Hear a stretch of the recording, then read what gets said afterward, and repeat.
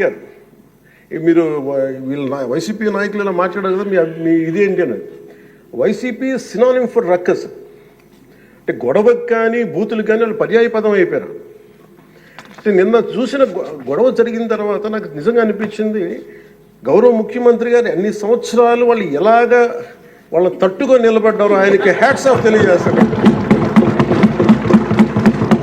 అది ఎంత గట్స్ ఉండాలి, ఎంత దమ్ము ఉండాలి, ఎంత ధైర్యం ఉండాలి.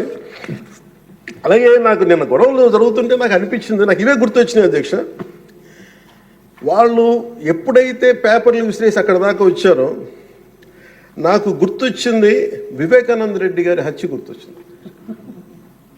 అంటే వాళ్ళ విధ్వంస విధానం చూశారు. అలాగే ప్రజావేదికని కూల్చిన విధానాన్ని గుర్తొచ్చింది అధ్యక్ష. 200 పైచిలకు ఆలయాలని విధ్వంసం గుర్తొచ్చింది అధ్యక్ష. డాక్టర్ సుధాకర్ గారు చనిపోయిన విధానం గుర్తొచ్చింది అధ్యక్ష. జంగారెడ్డి కల్తీ సారాలో చనిపోయిన చావులు గుర్తొచ్చినాయి అధ్యక్ష. సుప్రీంకోర్టు జడ్జిలతో లెటర్ రాసిన విధానం గుర్తొచ్చింది అధ్యక్ష.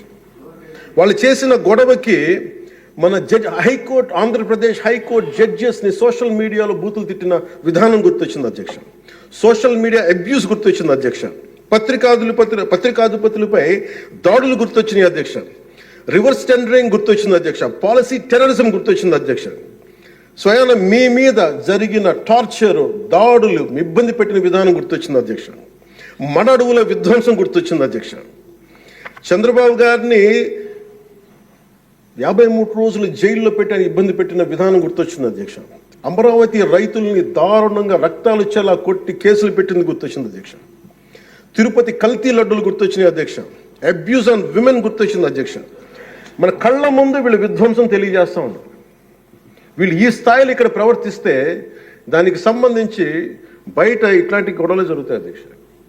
ఇది మారాలి అని చెప్పి మనం మాట్లాడితే ప్రజలు మనకి ఈ రోజున ఇంత అత్యధిక బలంతో మనల్ని ఇక్కడ నుంచోబెట్టారు అధ్యక్ష, ఇక్కడ కూర్చోబెట్టారు మనందరినీ.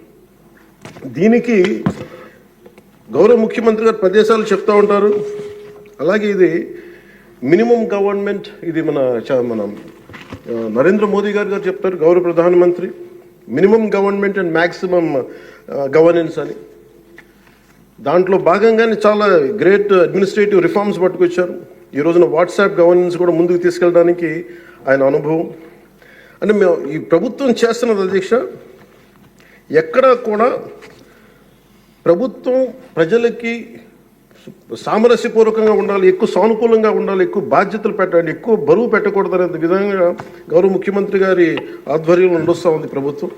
మేమందరం ఆయనకి సహాయ సహకారాలు అందిస్తూ ఉన్నాం అధ్యక్ష.